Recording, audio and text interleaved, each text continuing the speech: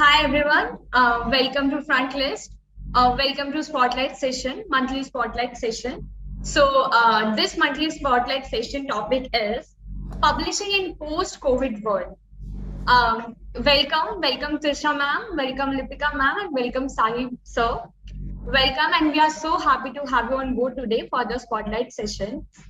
So first, let's just start with the introduction. First, Sahil Gupta. Sahil Gupta is an entrepreneur and an accomplished core book publishing professional with over 12 years of experience as a director and a founder at VNS Publishers, one of the leading and general and academic indie book publishing houses in India. He is also a functional domain consultant in the educational and publishing space. Welcome, sir. Thank you, Yochana. Thank you for the lovely introduction. Pleasure to be here. Thank you so much, sir. Lipika ma'am. Hi, Lipika ma'am. Lipika Bhushan is an award-winning senior professional, publishing professional. She heads Market My Book, a leading publicity and digital marketing agency for writers and publishers. She founded Market My Book in 2013 after heading marketing at HarperCollins India for about 7 years.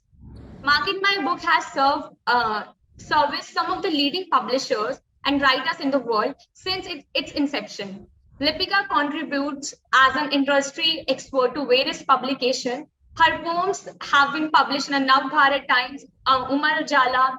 Lipika's essay was published in a global pandemic crisis, a series of literary essays on quarantine in 2020. Her first book, story book, features an anthology when Mommy was a little girl. Ponytail Books, it's published by Ponytail Books in January 2022. Okay, so welcome, ma'am. By the way, I love the book When Mommy Was a Little Girl. Thank you so much for inviting me on this panel today, and I look forward to interacting with all the others esteemed guests on it. Thank you. So at last, we have Trisha De Niyogi. Trisha De Niyogi is the Chief Operating Officer and Director at Niyogi Books, an independent publishing house based in New Delhi. She began her career in the publishing with the Sage publication and has come a long way since then. She was a fellow at the Istanbul Fellowship Program 2020.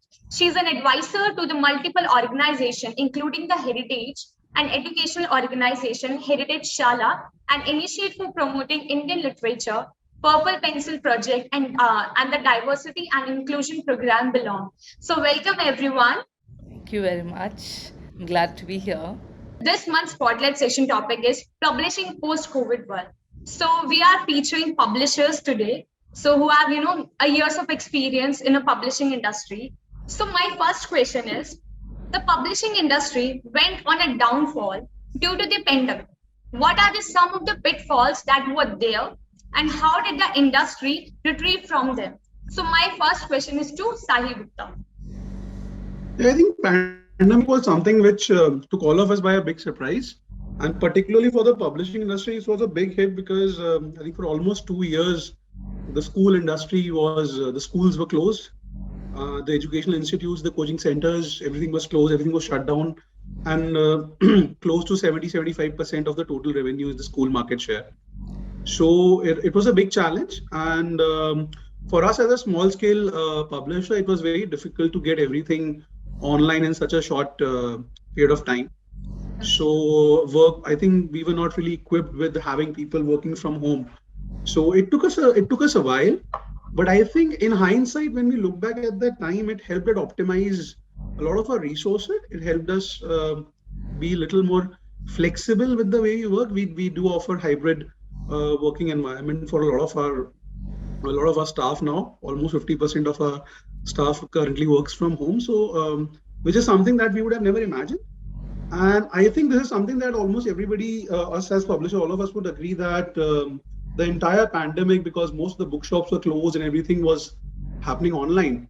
So I think the adoptability of e-commerce was fast-tracked. It's not that us publishers were not doing it, but I think there was some skepticism with regard to online sales and ebook sales, particularly cannibalizing the physical sales. But I think what we have seen in the past 2 years is that both these can go hand in hand.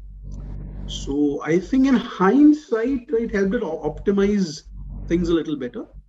This is how I Okay. would like to put it. Thank you, Sahil Gupta. So, Trisha ma'am, what's your take on this?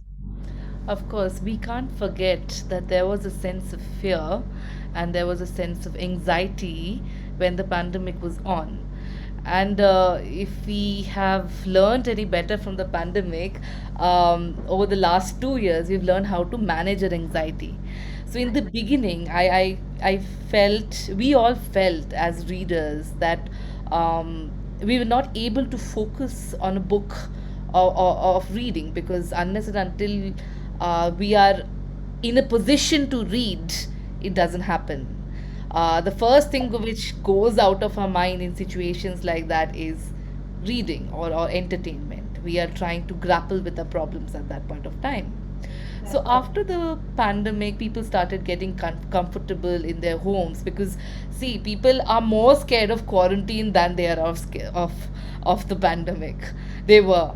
So once things started sinking in, of course, people wanted to read, but then again, logistics and distribution was not happening, because we would not be able to go to work or do the needful to furnish the demand. Of course, also because of the online sales, we could still recover a bit of it. Thankfully, we were a little online integrated, so it helped us sustain and come back faster. But having said that, the pitfalls again, it is some of the genres did extremely well, some of them didn't. For example, we saw classics do extremely well, which is good, but the new releases and the new books which were coming out soon after the first lockdown saw a hit. Now, if we stop, so that was kind of a problematic thing for a lot of publishers, smaller independent publishers, many, because their list is still growing. They do not have as big a backlist as many other multinationals. So that is where a lot of independent publishers faced a problem. But I'm glad things are changing now, and we'll be back again very soon. Thanks, Trisha ma'am. Lipika ma'am. Well, I can't really take a stand from a publisher's point of view, but yes, because I'm working with a lot of publishers and a lot of writers from different publishing houses, I think um, not wrong. I mean, it's not really the time when we have moved out of pandemic, really. But I mean, things are better now. Things are opening up. The initial stages were of grave confusion. They were that was a stage when I think the physical book sales were the most impacted because of lockdowns. Writers who had planned marketing and various other activities for the promotion of their books were really confused as to how to go about it, because there was a sudden change in how they were to communicate with their end consumer. And but over the last 2 years, I think a lot, we've pulled up our socks, and we've tried to overcome all the challenges. Okay. Are trying to figure out what genres are doing well, what kind of numbers they need to work on for different genres in order to stay afloat, meet their targets. For some, it could be also breaking even, but they're all trying to figure out ways. And I think now they have slightly better sense of how they're going to manage their inventories, how they're going to manage their distribution, how they're going to manage ensuring that even with a similar situation arising here or there, they would be able to manage marketing of their books across India. uh, yeah, it was a tough time, but I think we did. We should all pat our backs because we did quite well. Thanks to all the writers, also to all the publishers who, and I can imagine that it must have been the most impacted are the individual bookstores, the independent bookstores. Indie bookstores have been seriously affected by this. I'm sure even indie publishers have had a hard time. And Trisha and I think they would be in a better position to talk about it. But from marketing point of view, I think, and especially running an agency that helps or assists publishers and writers, it was also a time of great learning for us. I mean, as to how to change our efforts and marketing activities in order to suit the changing and it was a very rapidly changing time. Suddenly there were lockdowns, suddenly people were back on the streets, and then next day you were feeling again jittery about whether you will be able to get through whatever you've planned or not. But it was a great learning experience for us. It was a tough time for all of us, but I think we've done decently well. I mean, yeah. Thank you, Lipika ma'am. So, because of the digitalization, it is quite difficult for some publishing houses to sustain themselves in the industry because of these, shortage of funds. So, what advice would you give to those on how to overcome this obstacle? So, Sahil Gupta, sir. Yeah, so just picking up from what Lipika very rightly said, that while pandemic was a very tough time, I think it prepared us publishers. We really pulled up our socks and it gave us time to reflect on what we were doing. I think it gave us time to understand, because everybody's sitting at home and there was a time for almost a month and a half when we did not have any clarity as to where we are heading. And I think that time made us just pause, stop, look back at what activities we are doing, where we stand, what kind of technology we wish to adapt, what kind of titles have done well, what has not worked.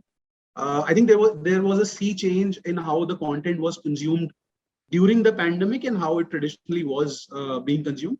Like I think Trisha mentioned about a lot of these fast-moving new titles or new launches not working out. So that's very true, because every new title has to be backed up by a lot of marketing efforts, whether it's done by the publisher themselves or whether we take help from experts like Lipika do that.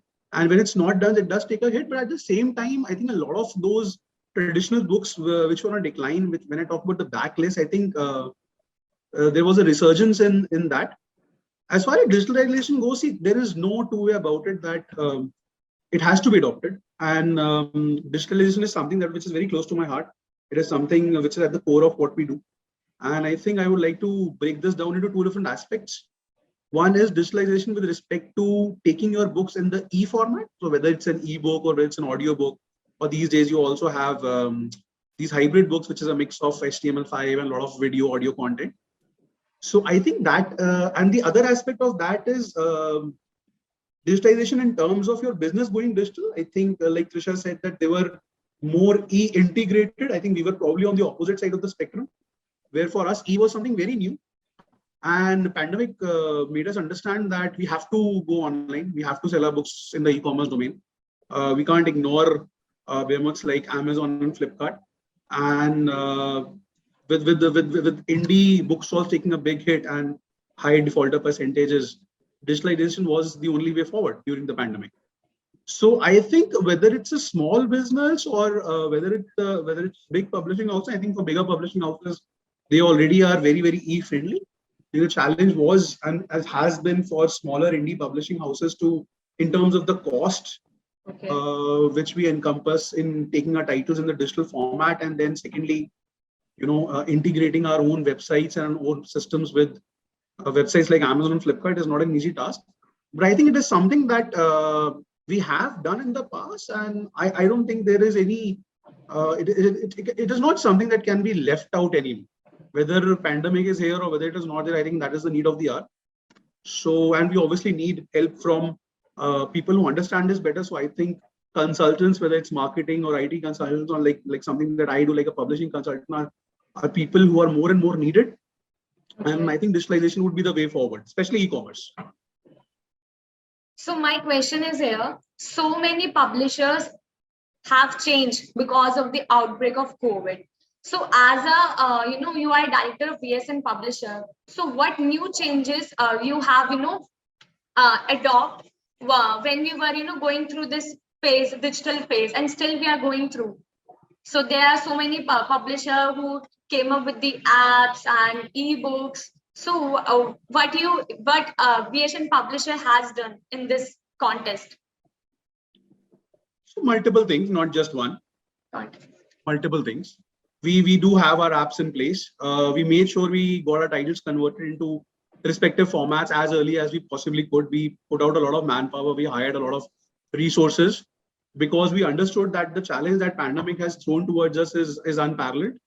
And the only way to sustain ourselves in that kind of an environment was to make sure that we are very, very process centric. So we tied up with the streamlined logistics partners, the likes of deliveries. We got our apps onboarded, whether it be on Android store or whether it on App Store. We were not only selling ebooks, but we tried our hands on things like audiobooks as well. Okay. We made sure we had a very definite e-commerce strategy in place, and that is something which is at the heart of the business that we currently do.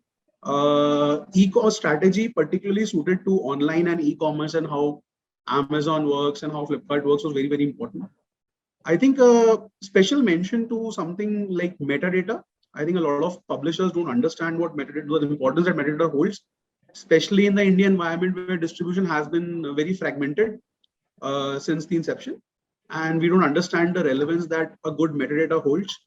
So I think we invested a lot of time and a lot of funds which we did not have, which we had to pull in. So we invested a lot of that money in creating very strong metadata. We, for the first time, I think in the last 10 years, we invested in digital marketing, and I think we have reaped rewards. And I think Lipika would be more suited to suggesting us more about the marketing things that we can and cannot do. But yeah, I think that's the only way. That was the only way to sustain ourselves. We still made losses, but I think we were able to. We were much better off than a lot of publishers who did not adopt these strategies.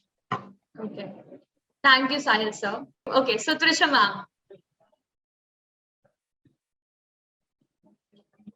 you are on mute. Oh, sorry. It's fine.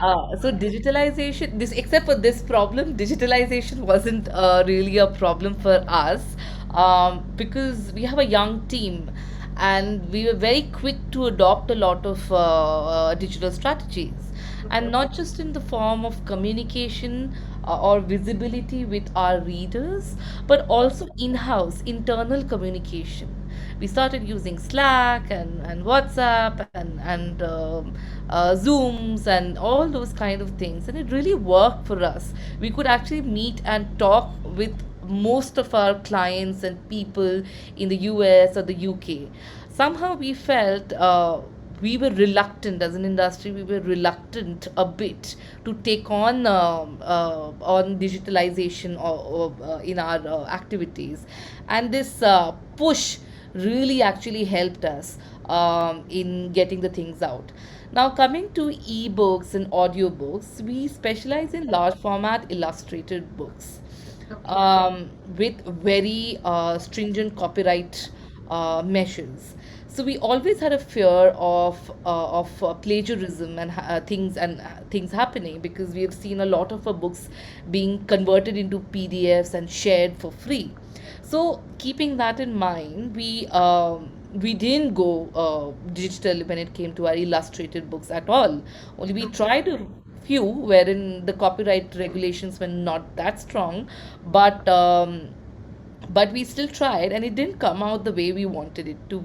And we realized that during the pandemic there was a far more greater demand for the physical copies of these books rather than the ebook. I think because of the e-fatigue or whatever it is. Of course, your ebooks and audiobooks and all these are there, and that's going to happen. But another thing that we did was very easy, simple steps that we haven't done so far. We integrated audiovisual content, which is already being done in children's and education sector, but in general trade, it is not being done as heavily as we would like to. We started integrating audiovisual content to our books, and we experimented with our first book, which is called The Voices of the Lost Horizon, in the middle of the pandemic. And It has done extremely well. People have actually received it very well, in the sense those video content, the ambience of those stories that were being told and are lost forever have been documented and preserved. So these are small steps that we have taken towards digitalization. But having said that, production of books have also seen great digitalization, and this has been happening since the 1970s onwards. But over the years, with the shortage of labor in doing in printing and producing a book, a lot more, even the small activities were digitalized. And of course, we still need manpower.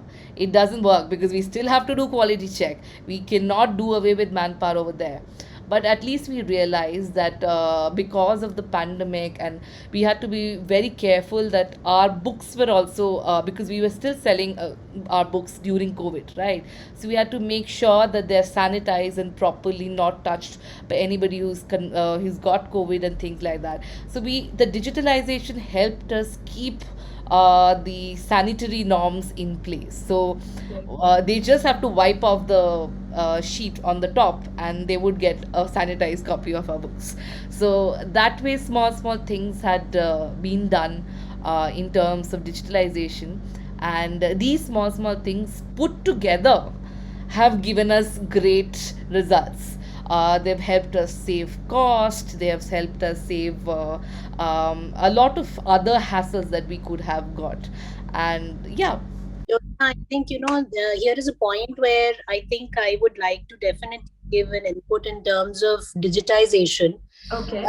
It's very interesting, and this is both for Vishal and Trisha, that, uh, there is a concept in management called being agile, and I think agility is, if I compare, the speed at which the indie book publishers were able to uh, keep pace with the kind of change that was demanded because of the changing environment. Unfortunately, the international book publishers, even with a much stronger maybe infrastructure and even much stronger resource and capital, they were not able to do that quickly. And especially if we talk about ebooks, I think everyone kind of, be it whatever size of publishing that you were in, everyone kind of woke up to the fact that this is something that we really need to build on in the coming future. I recall I was at FICCI, talking about this almost like in 2000, I think 7 or 8. uh, you know this has been a conversation. Ebooks have been a conversation for that long now, and it is only now with COVID that a lot of us realize that no, this is some one part of publishing that we really need to focus on. Another thing which I would like to take from where Vishal and Trisha left was that I think one important aspect of digitization, yes, we are looking at we are keeping pace with the changes now much better than we used to maybe before COVID, and we are exploring several other options. One important option that we all, I think, and I think both of them will agree, is of exploring collaborations. We realize the digital, we cannot, in order to build our own digital strengths, we need to depend on and cash in on the digital strengths of others who are already way ahead from us.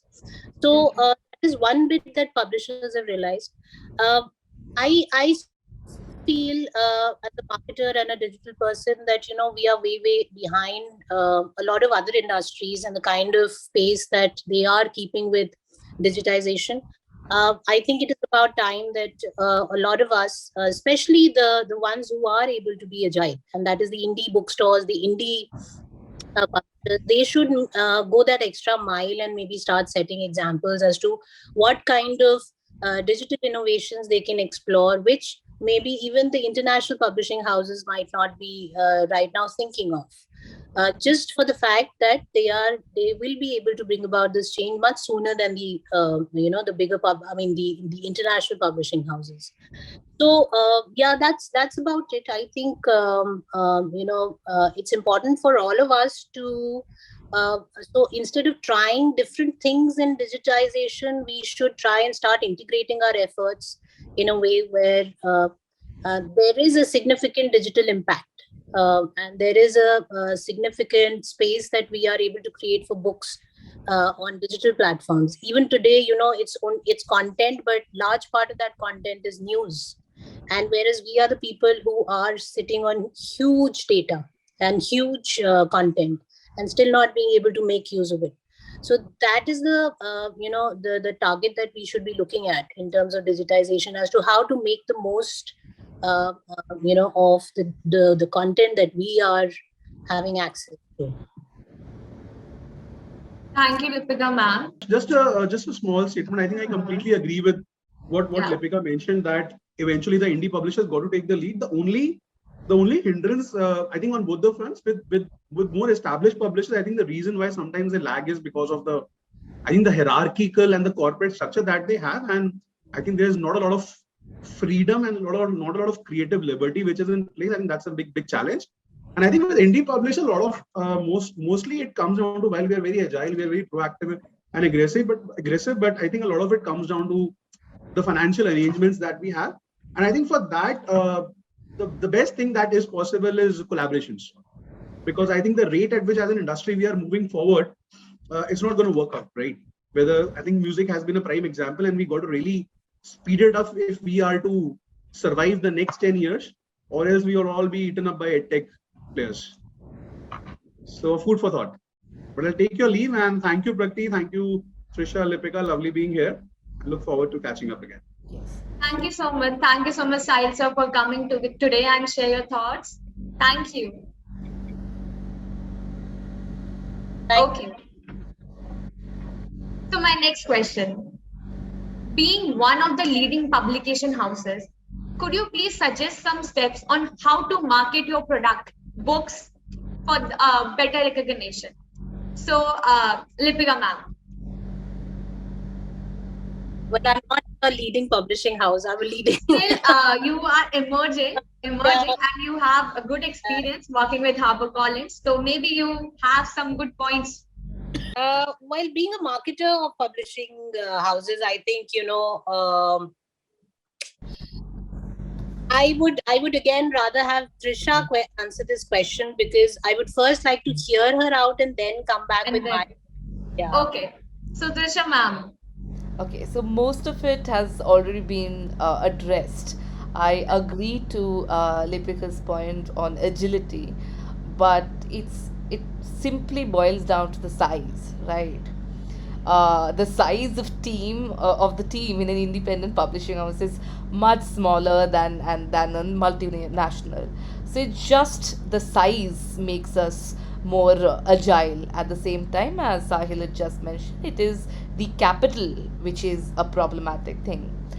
But that also gives us the scope for, again, collaborations. I'm just connecting the dots what has already been mentioned. We are always looking at new collaborations. We've been collaborating with a lot of people in promoting and increasing visibility of our books. Now, I'll give you an example. For example, we have 5 imprints in our publishing house.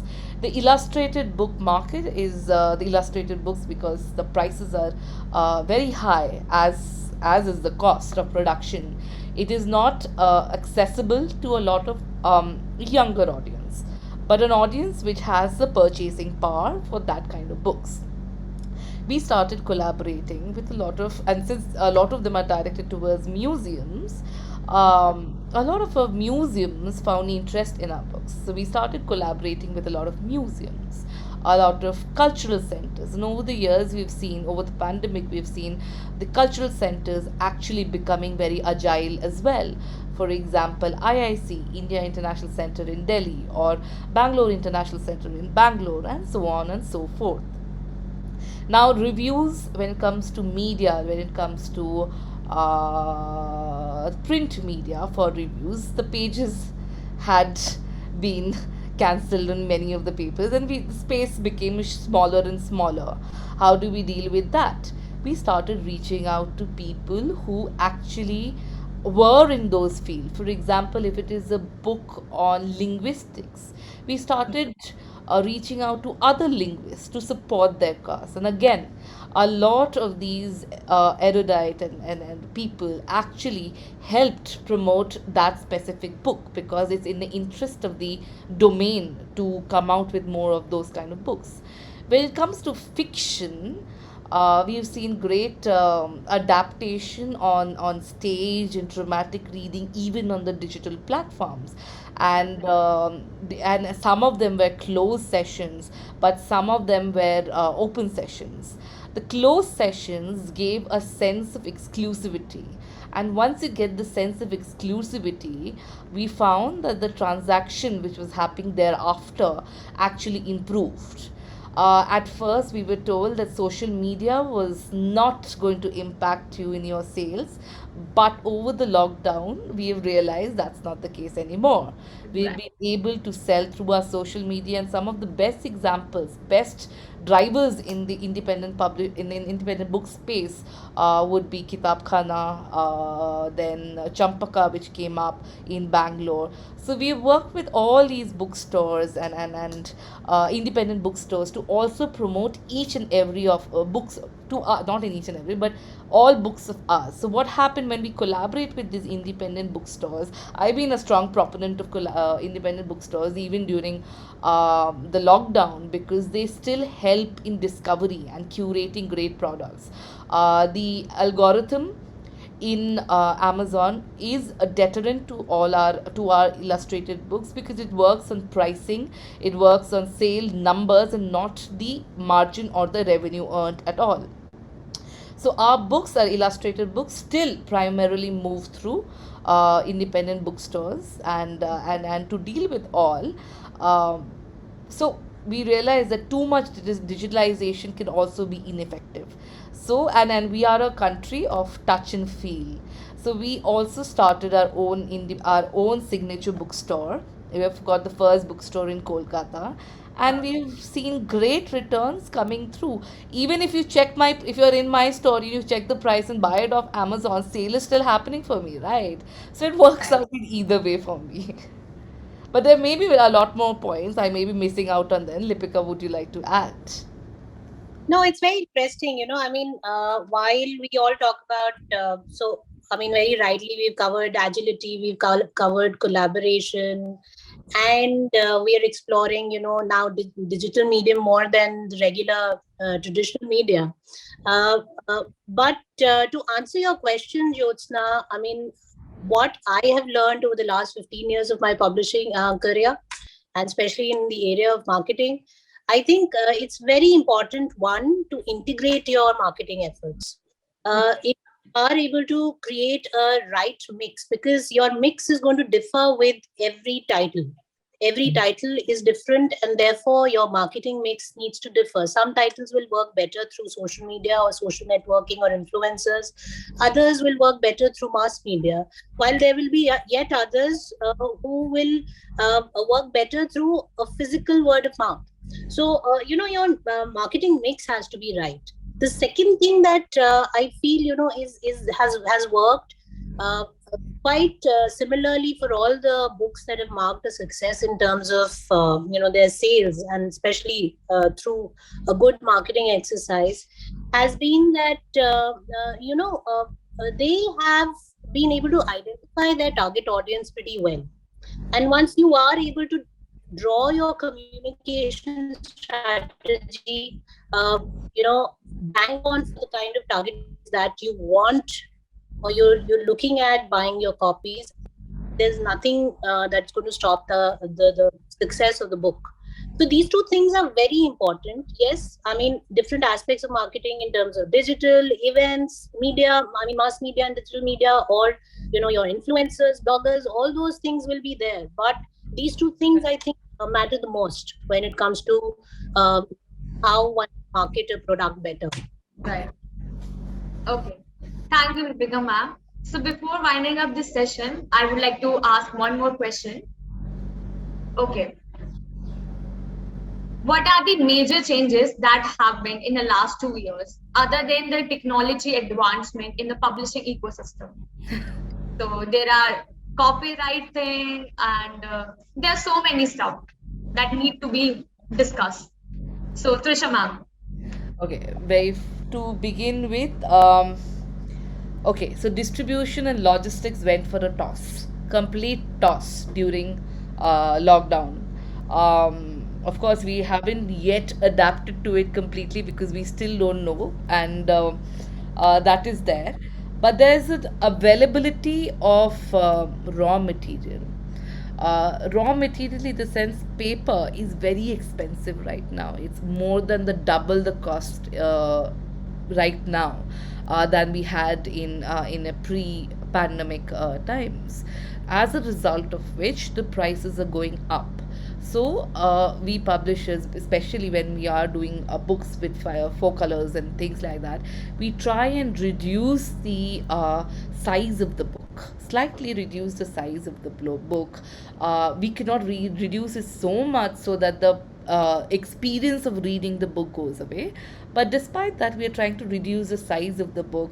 Paper wastage is being minimized so that they're absolutely well cut and things like that.